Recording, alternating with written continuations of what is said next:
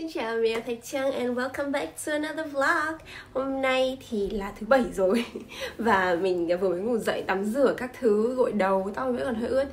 Mình quyết định là mình sẽ bật máy để quay vlog.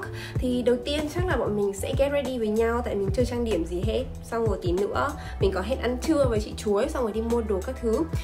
Mình đã vào kỳ nghỉ gọi là gì? Kỳ nghỉ học kỳ rồi. Mình được nghỉ từ ngày 26 tháng 2 vừa rồi. Đấy, mình đi du lịch các thứ về, xong là mình được nghỉ xả láng. Dạo này mình rất là sung sướng và thoải mái về mặt thời gian, thế nên là mình rất là vui. Ok, thì trong lúc mà mình get ready, mình cũng sẽ trả lời một số câu hỏi của mọi người, kiểu một cái Q&A nho nhỏ xuyên suốt cái vlog này. Vì sau vlog mình đi Amsterdam vừa rồi thì mọi người có rất là nhiều câu hỏi về kiểu hình xăm, khuyên các thứ của mình như thế nào, thì mình sẽ trả lời cho mọi người một chút về những cái đó và những câu hỏi linh tinh nữa, tại vì lâu rồi cũng không làm Q&A. Ok, thì mình sẽ bắt đầu đầu tiên với những cái câu hỏi về xăm trổ xỏ khuyên nhá. Đầu tiên thì có một bạn hỏi là rốn chị đỡ đau hơn chưa? Thì thật sự là lúc mà xỏ ấy thì nó hơi đau hơn mình tưởng tượng một chút. Tức là mình đã từng xỏ ở vành tai, xăm các thứ mình cũng đã từng làm rồi. Thế nhưng mà lúc mà mình xỏ khuyên rốn ấy thì nó hơi bị kiểu wow một chút. Vì là cái da bụng của mình nó rất là dày ấy.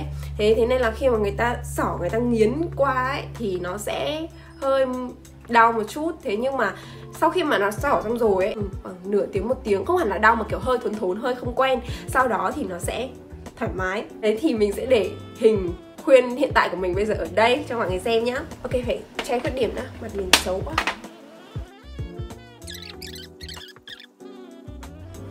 Ok, câu hỏi tiếp theo là chị chăm sóc lỗ xỏ mới như thế nào ạ? Em cũng vừa mới xỏ xong, em cảm ơn chị. Lúc mà mình mới xỏ xong ấy thì người ta sẽ đưa cho mình một cái hộp muối như này với cả một cái bánh xà phòng.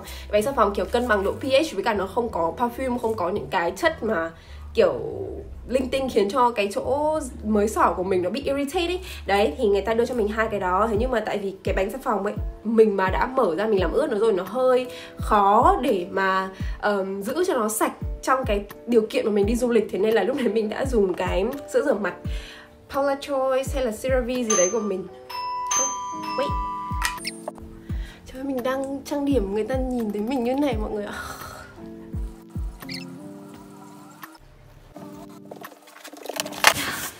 Mình nhận được tận 2 cái thùng hàng khá là to. Chắc là unbox cùng với mọi người luôn. Một cái bác giao hàng ấy, bác ấy hỏi mình là mình vừa cửa ra, xong rồi mặt mình kiểu vẫn còn đầy concealer ở trên mặt, chưa tán ra. Xong bác ấy hỏi là đây có phải là Frau Thạch không? Xong mình bảo là vâng, đúng rồi. Xong bác ấy lại hỏi tiếp là đây có phải là Trang không? Xong mình bảo Thạch Trang là tôi. Thế xong rồi bác ấy lại hỏi tiếp là thế còn Nguyễn với Phương? Mình kiểu là cháu hết, là cháu hết. Thế xong rồi bác ấy kiểu hả? Bác bảo ok. Thì bây giờ thì chúng mình sẽ unbox cái này nhé. Tại vì cái này là mình thấy tên người gửi là Lan Hương, Trần Lan Hương, chính là chị Tết. Chắc là chị Tết tặng quà sinh nhật cho mình. Thế mình sẽ bóc ra xem là đồ gì.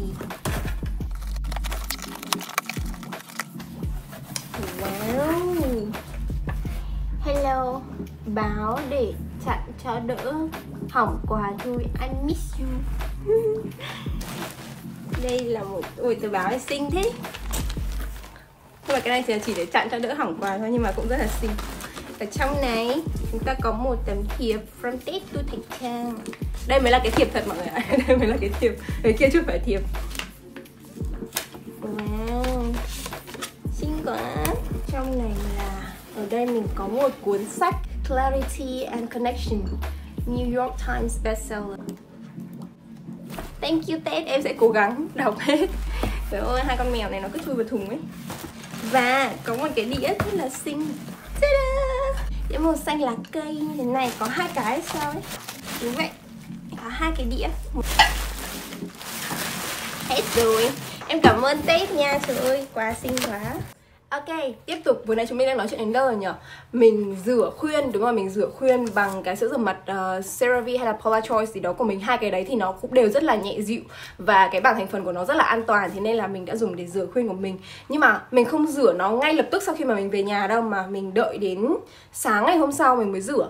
Tại vì là mình muốn cái vết thương nó kiểu được ổn định ấy. Xong rồi đến sáng hôm sau nó liền lại một chút, nó sạch đẹp các thứ rồi thì mình sẽ bắt đầu rửa qua thôi.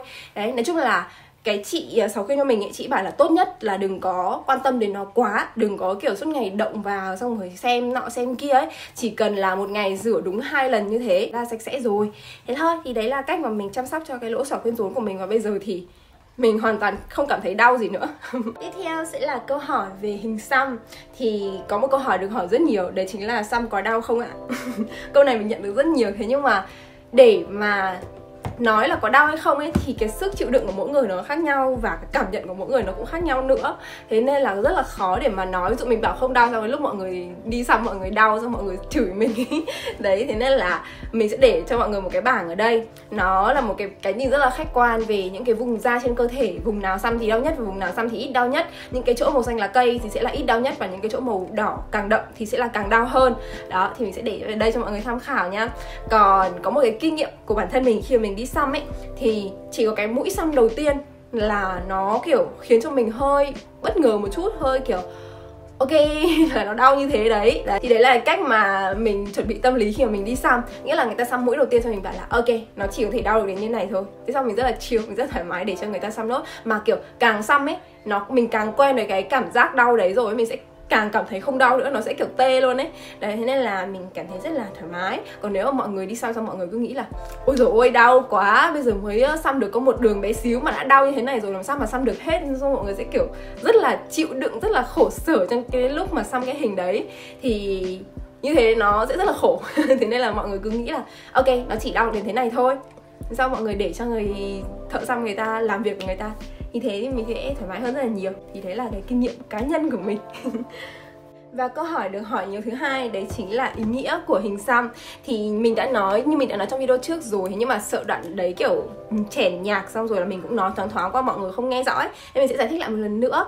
Thì cái hình xăm đấy là của một họa sĩ người Nhật tên là Yoshimoto Nara. Và cái tên của cái hình đó là The Little Ambassador. Mình sẽ để hình và để tên họa sĩ ở đây nhá. Đó, thì cái hình đấy khi mà mình nhìn vào ấy, mình thấy là thứ nhất là cái ngoại hình của con bé đấy khá là giống mình hiện tại. Tóc ngắn thì xong rồi kiểu mặt của nó rất là cáu ấy, rất là quạo ấy. Nhưng mà ở trên tay nó vẫn cầm một nhánh hoa ấy, như kiểu là mặt quạo thế nhưng mà vẫn yêu hoa lá, tính dễ thương kiểu thế. Thì đấy chính là mình cũng rất là hay quạo. Thế nhưng mà mình cũng không có ý gì giấu cả, mình vẫn rất là yêu cái đẹp, yêu hoa lá. Nếu mà kiểu có cái gì hay ho là mình sẽ lại hết quạo kiểu thế. Nên mình thấy là rất là liên hệ được với nhau ấy. Nên là mình đã xăm con bé lên tay mình. Tự nhiên nắng thế nhở.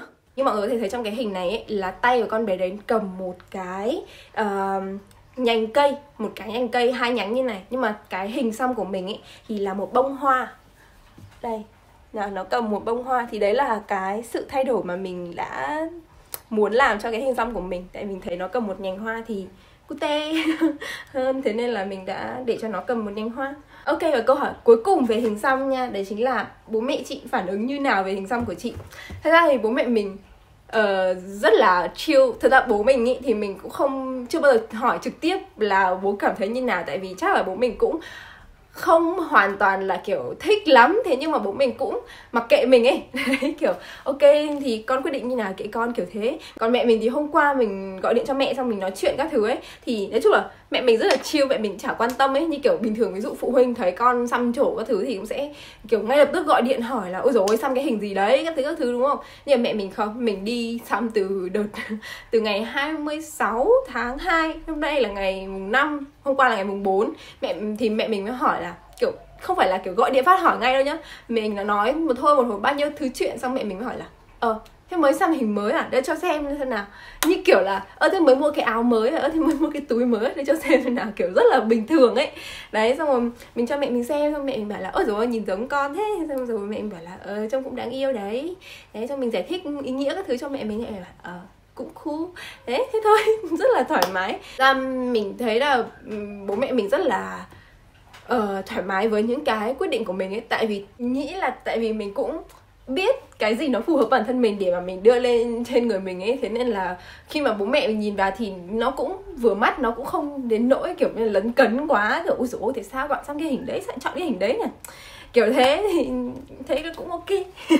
Thì nói chung là mọi người phải suy nghĩ thật kỹ là tại sao mọi người muốn xăm hình đấy, và nó phải kiểu connect về mặt tâm hồn với mọi người ấy. Thì khi mà mình có nó ở trên người trong một khoảng thời gian mãi mãi về sau ấy thì nó mới khiến cho mình cảm thấy thoải mái. Chứ thật sự khi mà mình đã xăm lên một hình rồi nhá, xong rồi tự nhiên mình cảm thấy là nó không hợp với mình ấy, lúc đấy nó sẽ rất là depressed ấy, thật sự luôn. Thế nên là mọi người hãy suy nghĩ kỹ trước khi xăm một cái hình gì đó. Với cả là, đúng rồi, còn một cái nữa, đấy là khi mà mình đi xăm ở một nơi mình không biết ý, thì mình nghĩ là mọi người nên chọn những cái hình mà nó không quá khó. Chứ nếu bây giờ tự nhiên mình sang Amsterdam xong mình xăm hình rồng phượng các thứ lên người mình, nó không phải là kiểu tattoo artist người châu Á ấy, mà mình ví dụ chọn những cái hình mà nó quá khó, hình rồng, mình phượng, những cái hình mà kiểu rất chi tiết và rất là khó khăn ấy, thì sẽ rất là khó để đẹp và tỷ lệ fail rất là cao. Vì thứ nhất mình không biết cái người tattoo artist đấy kiểu trình độ người ta đến đâu, và thứ hai là mình đi du lịch mình không quay lại mình chửi người ta được. Đấy, rất là khó khăn. Thế nên là mình nghĩ đi du lịch ấy thì chỉ nên chọn những cái hình mà nó đơn giản và không thách thức cái người thợ xăm quá. Đó, vậy thôi. Thì đấy là kinh nghiệm của mình.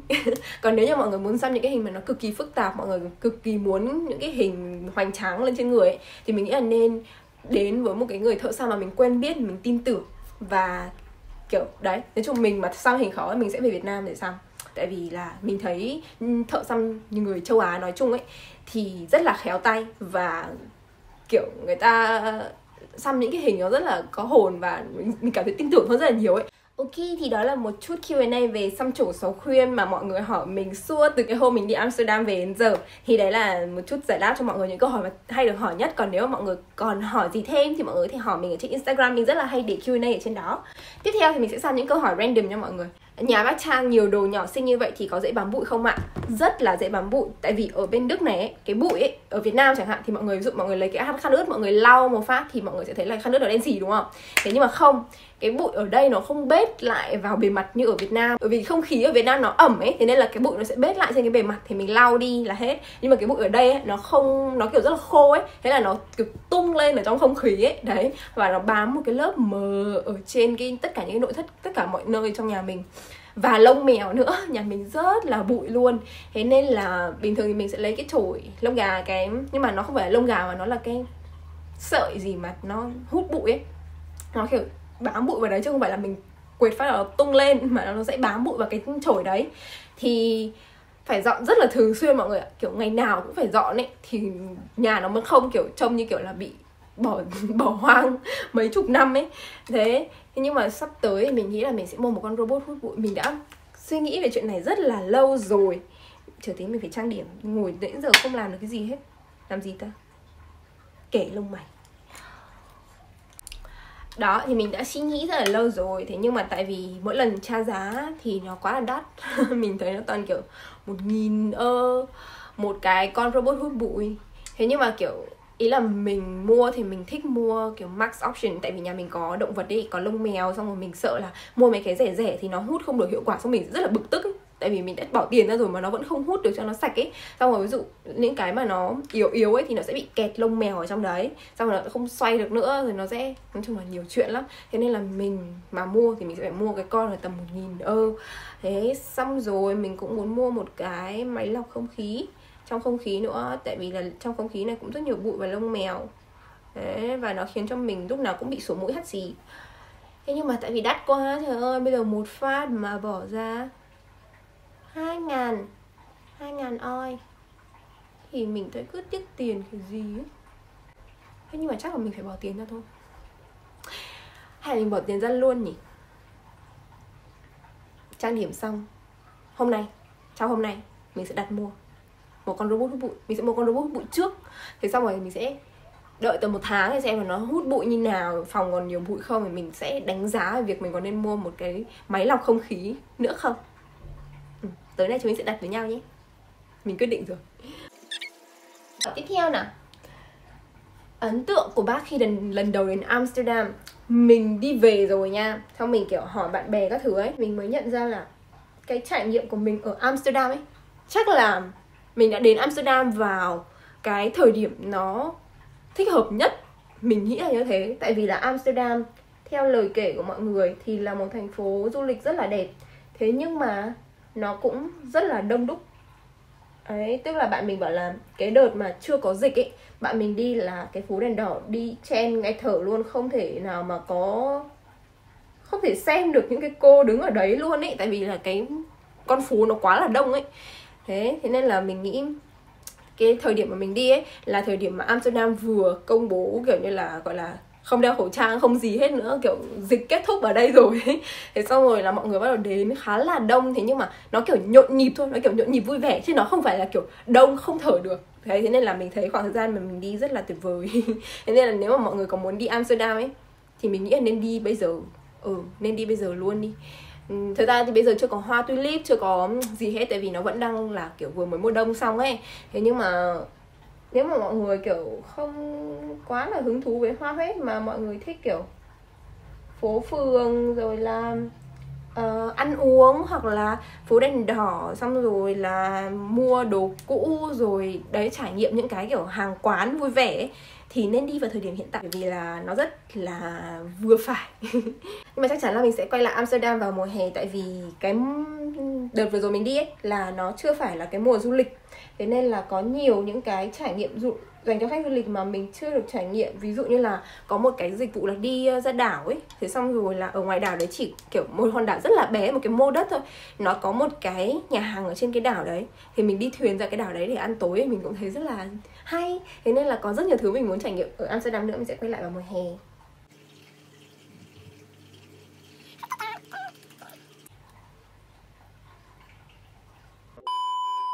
Câu hỏi tiếp theo là bác có định nuôi thêm một em mèo nữa không? Dạo này mình hay kể mắt bằng bút kẻ lông mày. Tại vì mình thấy nó rất là tự nhiên. Mình không biết là mình có muốn nuôi thêm mèo nữa không, nhưng mình đã nghĩ ra tên cho 2 con mèo mới của mình rồi. Mình cũng muốn nuôi cả chó nữa, mình muốn nuôi một con chó. Chắc là với căn nhà hiện tại của mình thì chỉ nuôi được một con chó bé xinh thôi. Nhưng mà mình rất muốn nuôi chó mọi người ạ. Mình cũng đang rất là suy nghĩ đấy. Nhưng mà nuôi chó ấy thì nó hơi khó ở một điểm như này. Thế là đối với chó ấy thì nó sẽ phải yêu cầu một cái không gian nhà cửa rộng nhất định thì mới nuôi được chó.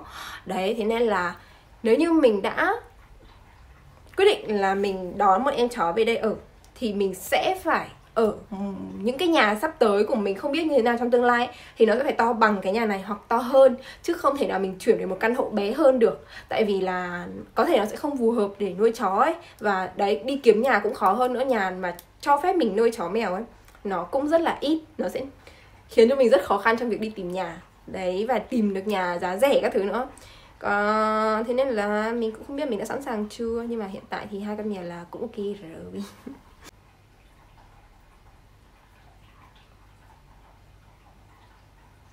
Ok, mình cũng khá là xong rồi đấy. Tiếp theo thì mình sẽ đánh son, mình đánh combo. Nếu mọi người theo dõi mình trên Instagram thì mọi người biết combo này rồi. Mình vừa mới đặt link hôm trước xong.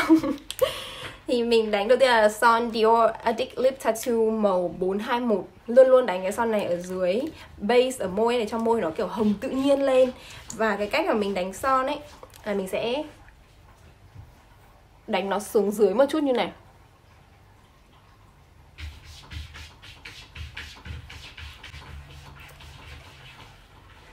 Mình sẽ đánh nó xuống dưới này một chút và lên trên này một chút, để cho môi của mình nó kiểu không ngang ra, nhưng mà nó kiểu dày theo cái chiều này ấy.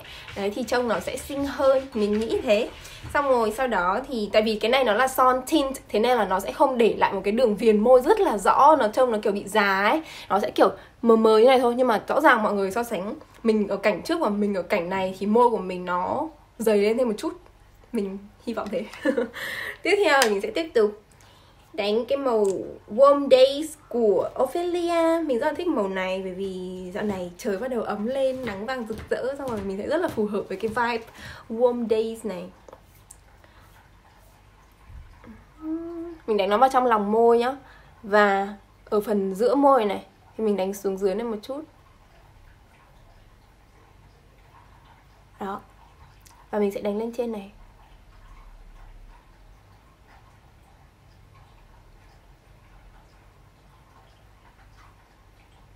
Như thế này. Xong mình sẽ tán nó ra. Mọi người chú ý là nếu mọi người đánh tràn viền môi ấy, thì mọi người chỉ nên đánh tràn lên trên và tràn dưới này thôi, đừng có tràn sang hai bên này, nếu không nó sẽ bị kiểu trông nó bị toe toét đi mọi người, trông nó như kiểu là mình bị phù môi vì mình ăn ớt hay gì đấy. Sau đó mình sẽ đánh một cái màu M2 của Mercy. Mình sẽ chấm một chút xíu ở trong lòng môi như này thôi, đợi cho nó khô khô vào một tí để nó không kiểu lại loang hết ra cả môi ấy. Bặm nhẹ. Ok, xong rồi. Xịt một chút nước qua.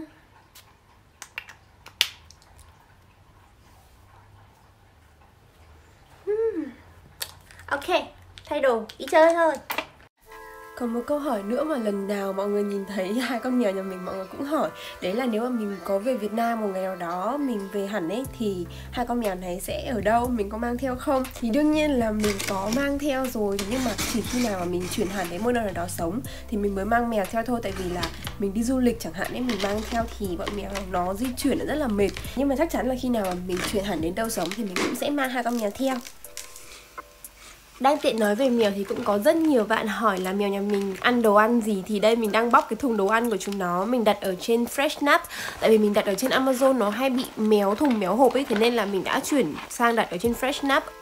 Và đồ ăn mà mèo nhà mình ăn là của hãng Animoda, cái wet food của người ta ấy. Và cái hãng này thì nó có rất là nhiều các cái vị khác nhau luôn ấy. Thế nên là mình có thể đổi món cho bọn mèo nhà mình 7 ngày trong tuần mà chúng nó không bị ăn lặp lại. Thế nên là mình cảm thấy rất là thích cái hãng này.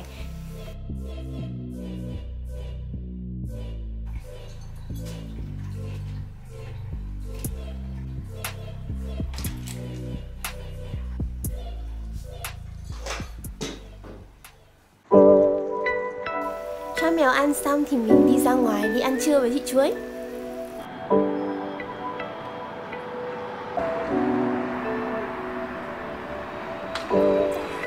Khoảng 2 tuần nay ngày nào trời cũng nắng rất là đẹp và kiểu cả thành phố như kiểu sống dậy. Thời tiết dần dần ấm lên và mọi người cũng chăm ra đường đi chơi hơn và mình cũng thế.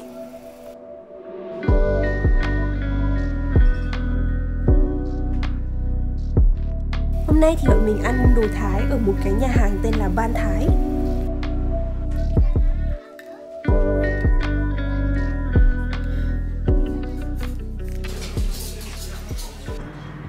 Hello mọi người, mình đã đến rồi đây, đây là Be Thrifty, đây là lần đầu tiên bọn mình đi cái này. Hồi trước thì chỉ có Vinokilo này, có những cái gì nữa? Mốt Vinokilo về đây thôi. Nhưng bây giờ mình có Be Thrifty. Ok, let's go.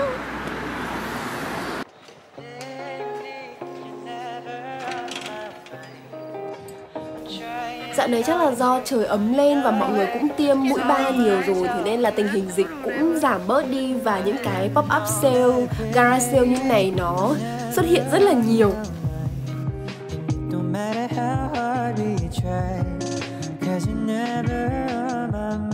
Lần này thì mình không mua được cái gì hết, tại vì đồ ở đây mình thấy khá là thất vọng, nó hơi cũ và đồ kiểu hơi bị nhão nhão sệ sệ nên mình không mua được gì cả.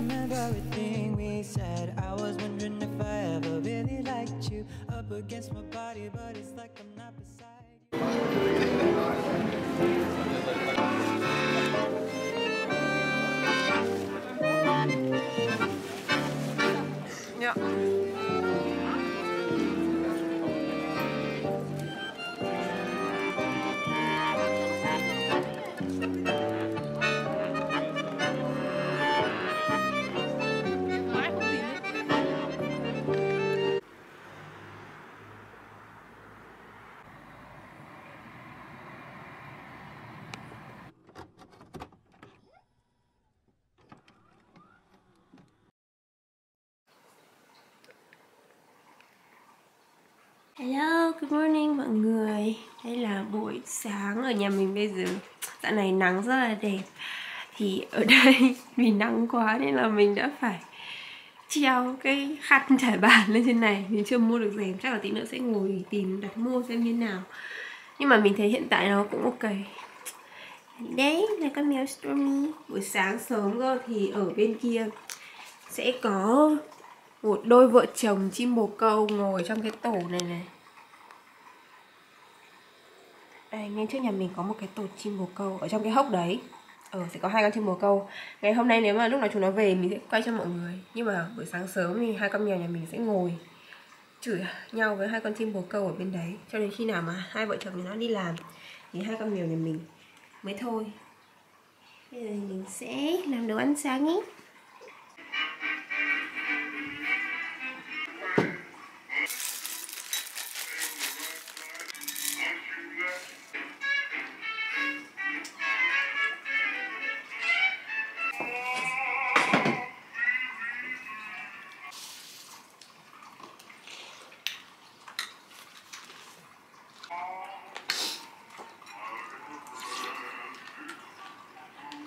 Ngon nhỉ, cái phở khô ngon vậy.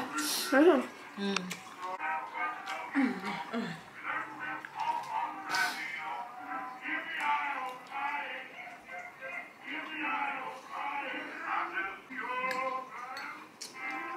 Vợ chồng nhà chim bồ câu về rồi, để cho mọi người xem nhé.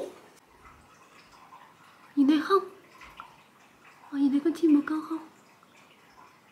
Đấy, chúng nó đang ăn với nhau á. Ăn chưa? Hôm nay là một ngày chủ nhật khá là rảnh rỗi, thì nên là mình quyết định vlog nốt ngày hôm nay cho mọi người xem luôn, vì đam mê mọi người ạ. Và mình cũng muốn trả lời nốt một vài câu hỏi mà mọi người hỏi mình. Ok, thế nhé. Có một bạn hỏi là: ôi thế từ đợt chị up clip thuê nhà đến room tour thì bác cho thuê có nhận xét gì về nhà mới không? Thì mình không biết là may mắn hay là không may mắn là bác ấy không bao giờ quay lại nhà mình từ khi mà mình bắt đầu kiểu ký hợp đồng và trả tiền hàng tháng, là bác ấy không bao giờ quay lại đây nữa.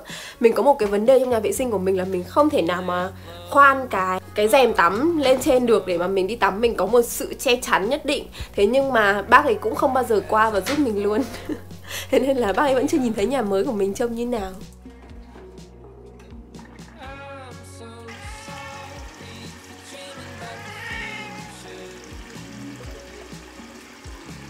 Câu hỏi tiếp theo là: một ngày yêu thích của chị Trang sẽ diễn ra như thế nào ạ? Thì hôm nay cũng có thể coi là một ngày yêu thích của mình, mọi người có thể xem từ đầu đến cuối ngày hôm nay mình làm gì nhá. Nói chung là mình được làm những việc mình thích này, là một ngày nắng đẹp, trời mát, không có bụi ở trong nhà. Mình không có deadline mà mình đi loanh quanh, mình làm này làm kia, xong rồi mình quay những cái mà mình thích. Đấy là một ngày lý tưởng của mình.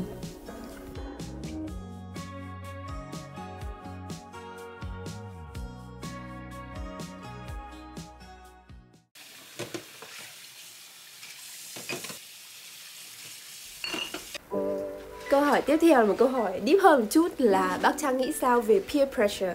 Thì peer pressure nó là cái áp lực đồng trang lứa, nghĩa là mình thấy những người bạn của mình, những người đồng trang lứa với mình có cái gì mà mình chưa có thì mình sẽ cảm thấy rất là áp lực.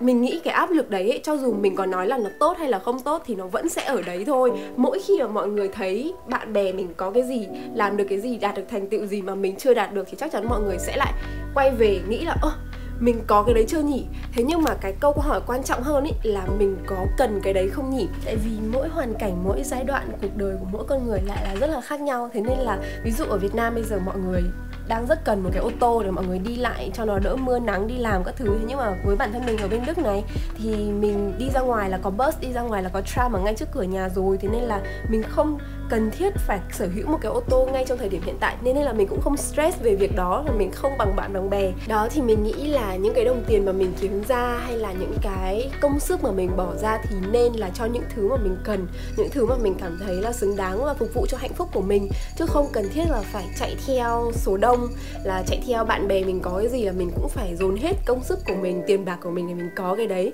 Thì đến cuối cùng là mình show cho mọi người, sau rồi mọi người cũng không impress lắm chẳng hạn. Thế là mình cảm thấy là thật là tốn kém, thật là phí công, cũng chẳng để làm gì ấy, mình lại hậm hực. Đấy, thế nên là mọi người nên vì bản thân mình đầu tiên. Hello mọi người, mình đang ngồi xem cái review về robot hút bụi để mình mua. Thì mình đang khá là chốt một em robot tên là Roomba J7 Plus của iRobot.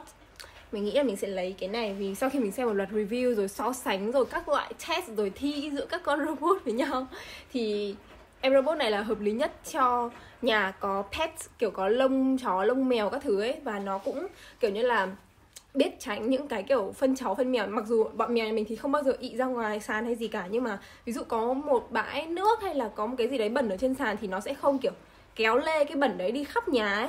Thế là mình thấy rất là ok. Và hơn nữa là cái này thì là nó kiểu tốt nhất trong việc là nó không bị kẹt lông. Nghĩa là kiểu khi mà có quá nhiều lông mèo ở trên sàn ấy thì một thời gian thì cái con robot nó sẽ hay bị kẹt và nó không chạy được nữa, xong rồi kiểu nó bị hỏng ấy. Thế nhưng mà em này thì rất là tốt trong việc hút lông, nó làm sạch thảm tốt này, nó làm sạch sàn cứng tốt này. Thế này mình nghĩ em sẽ chốt con này. Giá hiện tại ở trên Amazon của nó ở Đức là 999 euro. Chuyển ra tiền Việt là bao nhiêu mình sẽ để ở đây nhá. Sau rồi mình thứ hai, chắc là thứ hai thứ ba nó tới. À không, thứ tư nó mới tới mọi người ạ. Thì chắc là mình sẽ unbox nó, xong rồi mình sẽ review cho mọi người sau nhé. Ok, mình đặt đây. Ok, mua xong rồi, sót ví quá. Bây giờ là 12 giờ rưỡi trưa rồi, mình sẽ đi ra nấu ăn phục vụ chị Chuối. Chị Chuối đang ôn thi, mình thì thi xong rồi mà chị Chuối vẫn còn ôn thi rất căng thẳng, nên là mình sẽ nấu ăn cho chị Chuối. Và trưa hôm nay thì bọn mình sẽ ăn mì lạnh của Hàn Quốc. Cái này mình làm trên Instagram một lần rồi, thế nhưng mà tại vì chị Chuối chưa được thử, thế nên là trưa nay mình sẽ làm lại. Đây, cái gói này mình mua ở siêu thị châu Á ở bên này, Asiago. Và trong này thì sẽ có, mỗi một cái gói to này sẽ có 2 phần ăn. Ok, nấu ăn thôi.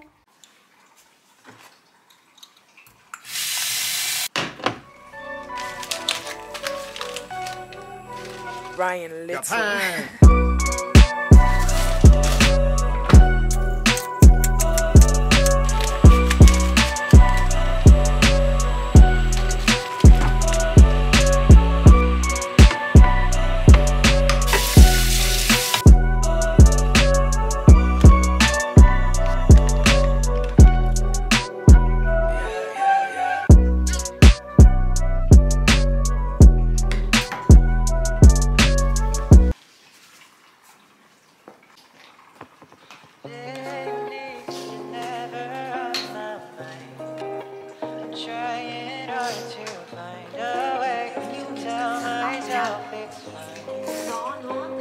Bất tuyệt.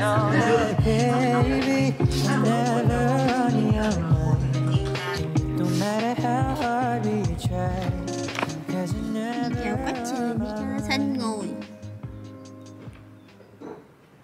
Xanh ngồi, có muốn vào nhà không?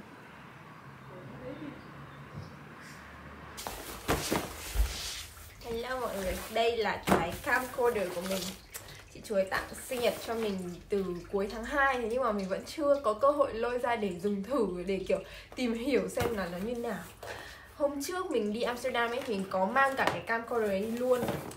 Nhưng mà lúc mà mình kiểu sờ đến nó ấy, thì nó thật sự rất là lằng nhằng rắc rối, mà mình không hề có một cái kiểu một chút kiến thức gì về cái này cả. Nó là cái đồ cổ ấy.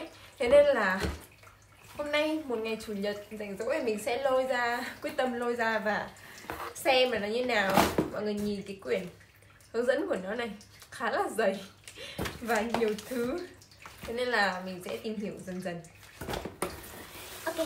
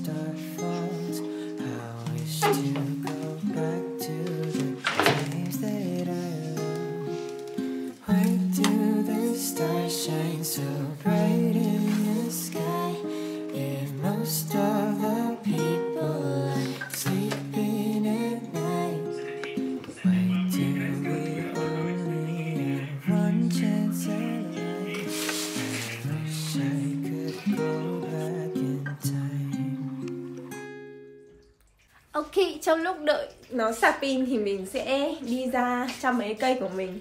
Cái cây bơ của mình này, mình đã cho nó sang chậu rồi và nó lớn lắm rồi ý. Ngày nào mình cũng giữ cho cái đất của nó thật là ẩm, để nó kiểu như là không bị khác quá nhiều so với cái môi trường đang ở trong cái bình nước ấy. Đấy, xong rồi hôm nay thì mình sẽ làm một cái trò mới mà mình mới học được ở trên mạng. Đấy là chiết cành cho cái cây này của mình. Cái cây này của mình nó bắt đầu sum xuê, nó dài xuống rồi, thế nên là mình sẽ cắt một vài nhánh để mình cho sang cây mới. Thì nhà mình sẽ có thêm nhiều những cái cây treo treo đấy ở khắp các góc trong nhà. Ok, bắt đầu thôi.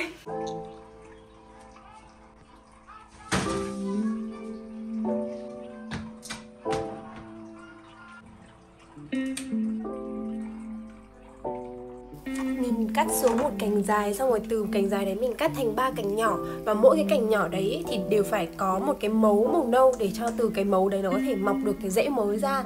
Nói chung là mình không quay được rõ lắm cho mọi người, thế nên là mình sẽ để ở dưới phần description box cái link của cái chỗ mình đã học được cái cách này á. Mình sẽ để link của cái video đấy ở dưới.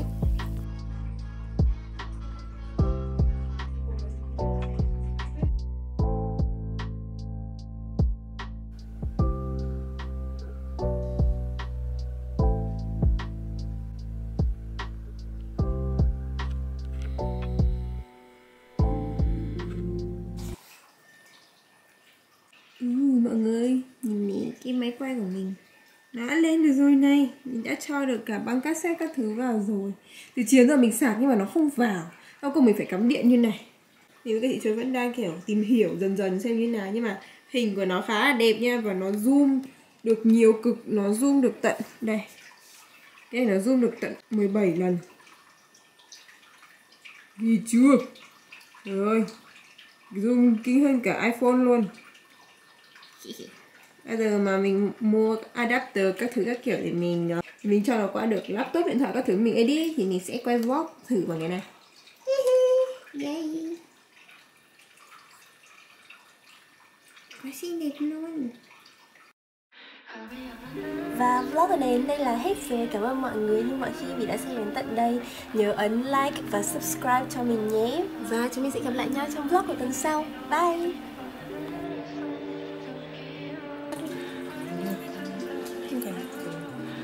Gặp vô.